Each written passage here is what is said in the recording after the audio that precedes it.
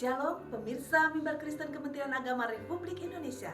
Jumpa kembali pada edisi Minggu 24 April 2022. Dan pelayanan minggu ini dibawakan dari Sinode Gereja Keluarga Tabernakel Ibu Pendeta Lana Harumia MTH. Untuk itu pemirsa, mari kita beribadah. Puji Tuhan, kita akan segera memulaikan ibadah kita pada saat ini. Ibadah Pembimas Kristen Dirjen Kementerian Agama. Kita akan berdoa untuk memulaikan ibadah kita pada saat ini. Mari kita tundukkan kepala dan kita berdoa. Bapa di surga, Bapa yang kami muliakan dalam nama Tuhan Yesus Kristus. Kami mengucap syukur kepadamu Tuhan karena Engkau boleh memberikan kesempatan kepada kami untuk kembali beribadah memuliakan nama Tuhan dalam program ibadah Pembimas Kementerian Agama. Kiranya ibadah kami ini boleh diberkati oleh Tuhan. Dan siapapun yang mengikuti ibadah, mendengarkannya, bahkan mendengarkan firman Tuhan, kami semua boleh diberkati oleh Tuhan. Dari permulaan, pertengahan sampai pada akhirnya, kami serahkan ibadah ini ke dalam tangan Tuhan. Kiranya kehadiran Tuhan kami boleh rasakan dalam ibadah kami. Kami akan mulaikan ibadah kami di dalam nama Tuhan Yesus Kristus. Kami berdoa dan mengucap syukur. Amin. Mari pada saat ini kita akan memuji Tuhan dan menyembah Dia. Kita mempersiapkan diri kita untuk kita boleh mendengarkan firman Tuhan. Kita akan pujian ini dengan segenap hati kita. Bahwa Dia Yesus yang senantiasa menyertai. Dan Dia Yesus Allah yang menolong setiap kehidupan kita. Haleluya Yesus.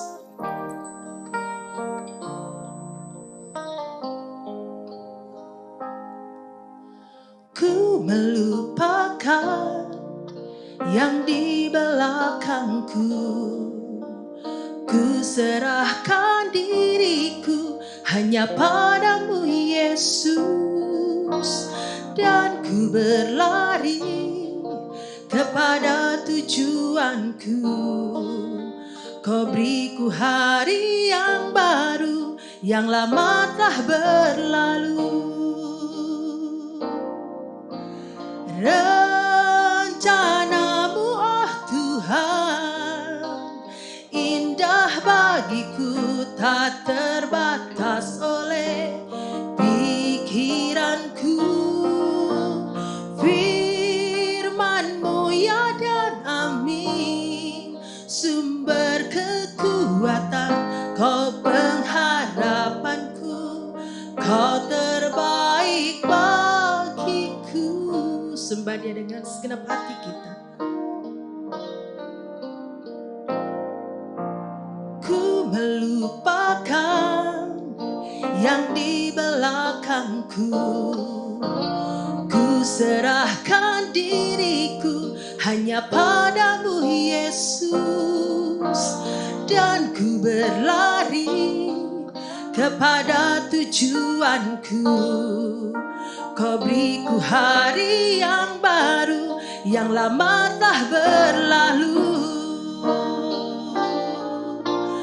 Rencanamu oh Tuhan, indah bagiku, tak terbatas oleh pikiranku.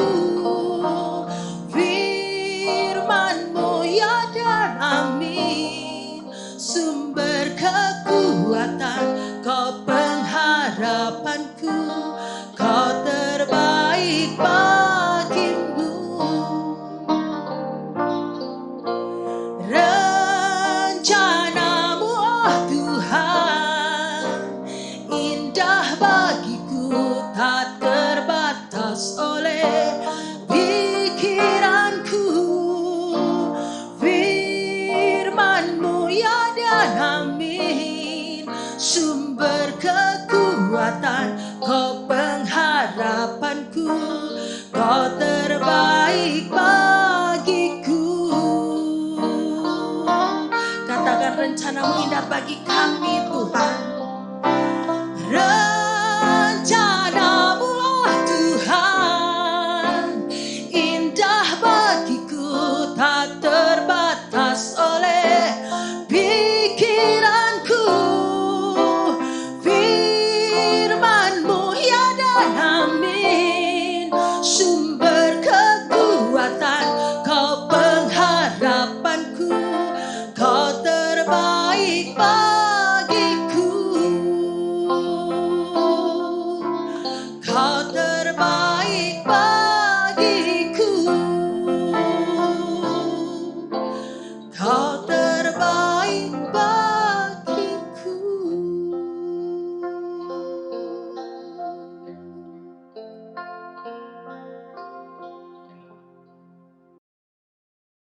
Shalom, puji Tuhan kita bisa bertemu kembali pada ibadah pagi hari ini. Sebelum mendengarkan firman Tuhan, mari kita berdoa. Bapa yang ada di dalam surga, terima kasih atas kesempatan yang baru yang Tuhan berikan untuk kami dapat bersama-sama beribadah dan mendengarkan firman Tuhan. Sekali lagi ampuni semua dosa dan kesalahan kami, sucikan dan kuduskan kami, sehingga kami boleh layak berada di hadirat-Mu untuk mendengarkan firman-Mu.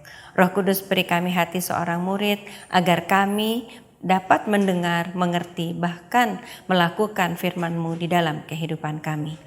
Tolong hamba-Mu ini ya Bapa yang sebentar akan membagikan firman-Mu agar dapat menyampaikan isi hati-Mu kepada anak-anak-Mu. Di dalam nama Tuhan Yesus kami sudah berdoa. Amin. Saudara, di masa penyakit sampar yaitu COVID-19 seperti sekarang ini yang melanda dunia ini, kita tahu bahwa banyak orang meninggal, saudara ya. Nah, sehingga kita kembali disadarkan bahwa hidup manusia itu memang singkat. Mari kita baca satu firman Tuhan dari Ayub 14 ayat 1 sampai 2. Manusia yang lahir dari perempuan singkat umurnya dan penuh kegelisahan. Seperti bunga ia berkembang lalu layu. Seperti bayang-bayang ia hilang lenyap dan tidak dapat bertahan. Ini adalah gambaran umur manusia, saudara. Umurnya singkat dan penuh kegelisahan terutama di masa pandemi seperti ini ya. Selain itu hidup manusia itu dikatakan seperti bayang-bayang. Kalau bayang-bayang itu hanya ada ketika matahari terbit. Jadi ketika matahari terbit maka ada bayang-bayang itu. Lalu pada petang hari matahari terbenam sudah hilanglah bayang-bayang itu. Sesingkat itu gambaran kehidupan manusia. Nah, saya mempunyai grup ya saudara, grup dalam satu pertemanan di mana kami itu berteman dari sejak TK, SD, SMP, SMA. Grup WhatsApp ini, di dalam grup WhatsApp ini kami itu merasakan bahwa waktu berlalu begitu cepatnya. Kami masih mengingat ketika ada momen-momen khusus ya di waktu kami TK, gurunya siapa, waktu SD juga wali kelasnya siapa, karena kami berasal dari satu sekolah dan paling kelas A dan kelas B kalau zaman dulu ya, jadi tidak banyak muridnya. Lalu kami juga masih ingat ketika apa sih peristiwa-peristiwa di SMP yang lucu atau peristiwa di SMA, dan sekarang itu terasa masih sangat segar. Karena lalu kami berpikir bahwa ya kami ini orang-orang yang lahir di baby boomer. Saudara dapat menebak ya umurnya 50 tahun ke atas. Jadi buat kami kondisi di mana kami masih kecil sampai dengan sekarang rasanya masih teringat jelas. Inilah membuktikan bahwa waktu itu berjalan sangat cepat. Rasanya waktu itu cepat sekali berlalu. Kami sampaikan satu sama lain ya. Pantaslah kalau sebentar lagi kami sudah tidak ada lagi. Itu gambaran kehidupan yang singkat dari manusia. COVID membuat kita ini berada dalam banyak masalah. Ada yang kehilangan teman atau saudara yang dikasihi. Ada yang kehilangan pekerjaan, kehilangan pelanggan, kehilangan kesehatan ya. Banyak sekali hal-hal yang kita rasakan yang merupakan satu hal yang bisa mengecewakan, mendatangkan kesedihan. Ada juga yang mungkin kehilangan uang karena mengikuti satu sistem keuangan yang baru di masa pandemi ini. Sehingga semua itu mendatangkan kesesakan dan kesedihan hati. Saudara, pagi hari ini saya ingin mengajak kita semua sebagai orang-orang yang percaya kepada Tuhan Yesus, orang-orang yang berstatus anak Allah, untuk tidak tinggal terus di dalam kesedihan dan kekecewaan, untuk tidak terus-menerus dalam kesesakan ini. Jangan sampai kita ini terus-menerus melihat bagian-bagian yang sulit. Karena satu perintah Tuhan yang memerintahkan setiap anak-anak Tuhan untuk bersuka cita. Kita sudah lama tahu ya bahwa hidup kita ini memang singkat. Karena itu mari kita ikuti firman Tuhan ini. Dari Filipi 4 ayat 4. Bersukacitalah senantiasa dalam Tuhan, sekali lagi kukatakan bersukacitalah. Hendaklah kebaikan hatimu diketahui semua orang. Tuhan sudah dekat. Perintah sukacita ini ditulis oleh Rasul Paulus bukan tanpa alasan, saudara. Bagi kita yang mengalami kesusahan, kok rasanya gampang sekali yang ngomong bersukacita gitu ya. Kan gak merasakan. Terus kita juga merasa bahwa kamu sih nggak ngerasain apa yang aku rasain gitu ya. Terus udah gitu kita kan nggak bisa pura-pura sukacita. Tapi saudara, Rasul Paulus menulis ayat ini bukan tanpa alasan. Ada 2 tips yang Rasul Paulus sampaikan supaya kita bisa bersukacita. Saya akan bacakan dari Filipi 3 ayat 13 sampai 14. Saudara-saudara, aku sendiri tidak menganggap bahwa aku telah menangkapnya. Tetapi ini yang kulakukan. Aku melupakan apa yang telah di belakangku dan mengarahkan diri kepada apa yang di hadapanku. Dan berlari-lari kepada tujuan untuk memperoleh hadiah, yaitu panggilan sorgawi dari Allah dalam Kristus Yesus. Di ayat 14 Paulus menyatakan tujuan hidupnya, yaitu memusatkan pikirannya agar ia tidak gagal dalam mencapai kesatuan dengan Yesus Kristus kelak. Ya, Paulus telah memutuskan bahwa dengan kasih karunia Allah seluruh kehidupannya akan berpusat dan tekadnya akan maju terus di dalam Kristus. Sehingga suatu hari ia akan sungguh-sungguh berhadapan muka dengan Tuhan kita. Untuk itu Rasul Paulus melupakan apa yang telah di belakangnya dan mengarahkan diri kepada apa yang di hadapannya. Kita tahu ya, sebelum ini Rasul Paulus kehidupannya adalah membunuh orang-orang yang percaya kepada Tuhan Yesus. Tentu sekarang ini dia masih dalam satu lingkungan di mana orang-orang, kamu dulu pembunuh. Banyak orang yang tidak percaya, tapi Rasul Paulus mau melupakan apa yang telah di belakangnya. Saya pikir kita ini harus mencoba tips dari Paulus ini ya. Kita harus mencoba melupakan kejadian-kejadian yang sudah berlalu, yang khususnya hal-hal yang mengecewakan kita, hal-hal yang membuat kita sedih. Tentunya semua tidak mudah, tapi kita harus mengusahakan. Harus dengan aktif dan tekad yang kuat, kita mengusahakan meminta kepada Tuhan agar dimampukan melupakan hal-hal yang buruk itu. Dan Roh Kudus akan menolong saudara. Karena tugas Roh Kudus adalah sebagai penolong dan penghibur. Dan Tuhan Yesus sudah lebih dahulu melakukan hal ini. Tuhan Yesus melupakan semua dosa yang sudah kita perbuat. Karena itu kita juga bisa meminta pertolongan Roh Kudus untuk melakukan 2 tips ini ya. Nah, saudara, ada satu ilustrasi yang sangat baik yang menceritakan bagaimana ketika seseorang masih di dalam masa-masa atau mengingat masa-masa buruk yang lalu orang itu berubah setelah dia meninggalkan atau melupakan hal-hal yang sudah di belakangnya ya. Kalau kita lihat pada foto ini, kita lihat gadis kecil yang telanjang itu bernama Kim Puk Pan Thi. Foto itu diambil pada bulan Juni tahun 1972 ketika Kim berumur 9 tahun. Ketika ia sedang bermain di luar rumah, sebuah pesawat dari Amerika Serikat mendekat lalu menjatuhkan bom.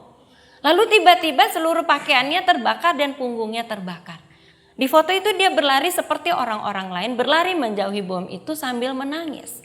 Dia mengatakan setelah itu dia harus menjalankan 17 kali operasi dari fisiknya itu, dan setiap hari dia harus menanggung rasa sakit yang luar biasa. Sambil operasi, bekas luka itu menjadi seperti tidak bisa hilang, dan di kulit yang bekas terbakar itu tidak ada pori-pori sehingga tidak bisa berkeringat punggungnya, dan itu membuat dia lemah. Di tahun 1982, 10 tahun kemudian, dia merasa dia harus bunuh diri. Dia pikir kalau dibunuh diri penderitaannya selesai. Dia tidak mau lagi menderita. Dia merasa bahwa kenapa harus dia yang menerima hal ini. Dia kesel, dia jengkel, dia benci kepada pilot, kepada komandan, kepada penguasa pada waktu itu yang menyebabkan dia seperti ini. Tapi saudara, dia menemukan kitab perjanjian baru di perpustakaan di Saigon. Dan pada akhir Desember tahun 1982 dia menjadi pengikut Kristus. Sejak itu dia Roh Kudus, imannya membuat dia mampu memberi pengampunan kepada orang yang menyakiti dia. Dia melepaskan pengampunan itu dan melupakan apa yang ada di belakangnya. Sehingga hatinya penuh dengan sukacita. Ia tidak marah lagi pada musuh-musuhnya, pada pilot, pada komandan ya. Ia bisa mendoakan orang-orang yang ia benci. Ia mengerjakan segala sesuatu yang berhubungan dengan kemanusiaan. Bahkan ia menolong anak-anak trauma perang. Akibat perang ya, anak-anak yang trauma akibat perang. Dia menolong, dia membuat sekolah, dia membuat panti asuhan, dia membuat rumah sakit. Dan dia dulu waktu dia belum bertemu dengan Tuhan Yesus, dia benci sekali melihat fotonya dia itu yang tadi sudah ditayangkan. Tapi sekarang foto itu dia tunjukkan untuk menjadi satu kesaksian di mana dia kuat di dalam Tuhan. Saudara lihat, begitu besar perbedaan yang terjadi ketika orang berdamai dengan dirinya karena imannya kepada Tuhan Yesus, lalu melupakan apa yang ada di belakangnya. Dari imannya kepada Tuhan Yesus, Roh Kudus bekerja atas hidupnya. Roh Kudus memampukan dia melupakan hal-hal yang menyakiti hatinya di masa yang lalu. Dan itu semua hanya menjadi sebuah cerita sejarah masa lalu yang Tuhan izinkan terjadi atas dirinya. Dan dia bisa menjadi berkat. Dia melakukan kebaikan. Hatinya bersukacita dan dia bisa melakukan kebaikan. Bagaimana dengan kita? Saudara lihat ya, Kim sudah melakukan firman Tuhan tadi. Bersukacitalah senantiasa dalam Tuhan dan hendaklah kebaikanmu diketahui oleh semua orang. Kita, saudara yang kehilangan kerabat akibat saudaranya meninggal. Bukankah bagi kita anak-anak Tuhan, kita akan dipertemukan kembali kelak di surga. Karena firman Tuhan dari 1 Tesalonika 4 ayat 14 mengatakan, karena jikalau kita percaya bahwa Yesus telah mati dan telah bangkit, maka kita percaya juga bahwa mereka yang telah meninggal dalam Yesus akan dikumpulkan Allah bersama-sama dengan Dia. Nah, bagi saudara yang kehilangan pekerjaan, kehilangan pelanggan, kehilangan uang, bukankah saudara sampai saat ini masih dipelihara oleh Tuhan? Hal itu terjadi karena Tuhan yang membuka pintu bagi saudara. Wahyu 3 ayat 8 mengatakan seperti ini. Aku tahu segala pekerjaanmu. Lihatlah, aku telah membuka pintu bagimu yang tidak dapat ditutup oleh seorang pun. Aku tahu bahwa kekuatanmu tidak seberapa, namun engkau menuruti firmanku dan engkau tidak menyangkal namaku. Jadi biarlah semuanya itu menjadi kekuatan. Ayat ini bisa menjadi kekuatan bagi kita. Sehingga kita yakin bahwa Tuhan akan memberi jalan keluar. Puji Tuhan ya saudara ya, minggu lalu kita sudah sama-sama merayakan Paskah. Merayakan hari kebangkitan Tuhan Yesus yang membuat kita mempunyai status anak Allah. Kita menjadi keluarga kerajaan surga dan kita mendapat Roh Kudusnya. Sehingga kita bisa melupakan peristiwa-peristiwa kebahagiaan yang pernah kita alami bersama dengan orang yang kita tinggalkan. Kita bisa melupakan itu dan mengisi kehidupan kita dengan yang peristiwa-peristiwa bersama dengan orang-orang yang ada pada kita sekarang. Kita bisa membuat orang-orang di sekitar kita berbahagia juga. Kita juga bisa menjadi berkat bagi orang-orang di sekitar kita. Lalu juga prestasi-prestasi yang pernah kita capai sebelum pandemi bisa kita lupakan. Nanti kita ganti dengan kemampuan apa yang Tuhan beri pada saat ini. Mari kita kembangkan kemampuan itu. Bahkan kita bisa mengajak orang-orang lain juga untuk bergabung bersama, mengembangkan satu kemampuan lalu mencari satu ide-ide baru untuk kita mencari uang, saudara. Kemudian kita juga bisa melupakan bahwa booming yang usaha kita yang lalu sebelum dari pandemi ini kita bisa lupakan. Kita bisa mengucap syukur dengan pelanggan-pelanggan yang masih ada saat ini dan dengan tambahan pelanggan-pelanggan baru. Kita pikirkan bagaimana cara meningkatkan pelanggan dalam kehidupan bisnis kita. Mari berjuang bersama Tuhan Yesus untuk dapat melupakan hal-hal yang di belakang kita, saudara. Dengan demikian tidak ada lagi kebencian, tidak ada lagi kemarahan. Di hati kita hanya ada sukacita. Dan kita bisa menolong orang lain. Kita bisa melakukan kebaikan seperti Kim tadi ya. Sehingga kita dapat menjadi saksi Allah dengan hidup penuh sukacita dan melakukan kebaikan. Sehingga orang banyak tahu bahwa Tuhan kita itu baik. Puji Tuhan. Shalom. Mari kita akan berdoa syafaat, mendoakan untuk bangsa negara, dan berdoa untuk gereja-gereja yang ada. Tundukkan kepala dan kita berdoa. Kami mengucap syukur kepadamu Tuhan Yesus Kristus, Allah yang baik, kepala gereja kami. Kami mengucap syukur Tuhan untuk firman Tuhan yang sudah kami dengarkan. Biarlah firman Tuhan ini boleh tertanam di hati dan pikiran kami, dan kami boleh hidup di dalam kebenaran firman Tuhan. Saat ini kami akan berdoa syafaat Tuhan. Kiranya Tuhan boleh mendengarkan apa yang menjadi seruan doa kami. Kami berdoa Tuhan untuk bangsa negara kami yang kami cintai ini Tuhan. Mulai dari Bapak Presiden kami yang kami cintai, Bapak Presiden Joko Widodo, Bapak Wakil Presiden Tuhan. Para menteri-menteri yang ada, para MPR, DPR, susunan kabinet bersatu. Bahkan kami berdoa untuk tingkat gubernur Tuhan, bupati, wali kota, camat, RT, RW, semua kami serahkan ke dalam tangan Tuhan. Tuhan tolong bangsa kami. Biarlah Tuhan yang memberkati setiap pemimpin-pemimpin bangsa kami. Tuhan pakai mereka dengan kuasa Tuhan, sehingga mereka boleh dapat menjalankan tugas dan tanggung jawab mereka untuk memimpin bangsa kami sesuai dengan apa yang Tuhan amanatkan dalam kehidupan mereka. Terima kasih Bapa di dalam sorga, di dalam menghadapi kesulitan-kesulitan bangsa kami. Hari-hari ini masih berjuang dengan pandemi COVID-19. Tuhan berikan hikmat, Tuhan berikan kepintaran, kebijaksanaan kepada pemimpin bangsa kami, sehingga mereka boleh dapat mengatur bangsa kami ini dengan baik dan benar Tuhan. Tuhan menolong setiap kesusahan, kesulitan yang terjadi di negeri yang kami cintai ini. Biarlah semua boleh ditolong oleh Tuhan. Kami berdoa buat tenaga medis yang ada Tuhan. Dokter, perawat, semua Tuhan. Bahkan peralatan medis rumah sakit yang digunakan Tuhan. Kami berdoa biarlah Tuhan pakai semuanya itu untuk boleh dapat membantu setiap yang mengalami pandemi COVID-19 ini Tuhan. Dan boleh banyak yang semakin disembuhkan Tuhan dan tidak terpapar kembali. Terima kasih banyak Bapa di dalam surga. Kami berdoa buat gereja-gereja yang ada di seluruh Indonesia ini Tuhan. Gereja apapun itu kami berdoa. Tuhan pakai setiap gereja-gereja kami Tuhan untuk bisa melayani Tuhan. Baik di kota-kota besar, di kota-kota kecil, di desa-desa, di pedalaman-pedalaman, pelosok paling dalam sekalipun Tuhan. Kami serahkan ke dalam tangan Tuhan. Setiap pendeta-pendeta, gembala-gembala, misionari-misionari, semua Tuhan, penginjil-penginjil, guru-guru yang mengajar Tuhan, kami serahkan ke dalam tangan Tuhan. Tuhan pakai kami semua sebagai alat Tuhan untuk dapat menjangkau jiwa-jiwa bagi kemuliaan nama Tuhan. Terima kasih banyak Bapa di dalam surga. Kami percaya Engkau Allah yang maha mendengarkan doa kami. Untuk itu kami berdoa Tuhan Yesus. Bapa kami yang di surga, dikuduskanlah namamu, datanglah kerajaanmu, jadilah kehendakmu di bumi seperti di surga. Berikanlah kami pada hari ini makanan kami yang secukupnya, dan ampunilah kami akan kesalahan kami, seperti kami juga mengampuni orang yang bersalah kepada kami. Dan janganlah membawa kami ke dalam pencobaan, tetapi lepaskanlah kami daripada yang jahat, karena Engkaulah yang punya kerajaan dan kuasa dan kemuliaan sampai selama-lamanya. Amin. Saudara, kita sudah melakukan ibadah pada pagi hari ini. Mari saudara kita mau menerima berkat dari Tuhan. Angkatlah tangan saudara dan terimalah berkat Tuhan.